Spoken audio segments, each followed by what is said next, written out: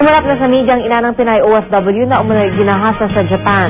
Puno ito ng hinanakit dahil tila napapabayaan na raw sila ng pamahalaan. Malulat on the spot sa pamamagitan ng telepono si Ruth Cabal. Ruth?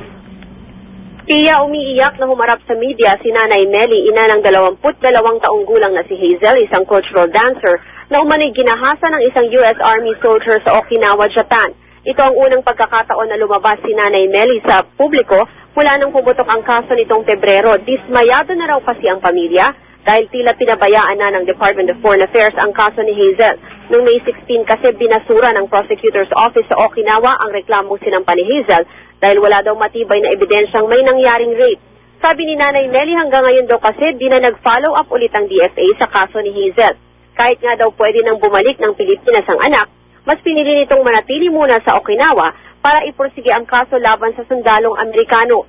Ang grupong Gabriela naman nanawagan sa Pangulong Arroyo na sa gagawin nitong pagbisita sa US kung saan siya nakaschedule na makipagkita kay US President George Bush. Sana raw ay i-follow up ng Pangulo ang aksyon ng Amerika laban sa sundalo nitong sinasabing ang nanggahasa kay Hazel. Gusto rin ng Gabriela na hilingin ng Pangulo sa US na maglabas ng public apology.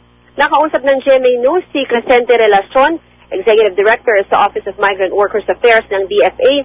Giit ni Relacion, di nila tinutulugan ang kaso. Ang kanilang mga abogado daw sa Okinawa ay nagsumiti na ng mga dokumento para i-request sa US military doon na magsagawa ng court-martial proceedings laban sa sinasabing sundalong Amerikanong suspect sa panggagahasa kay Hazel. Tia? Maraming salamat, Ruth Cabal.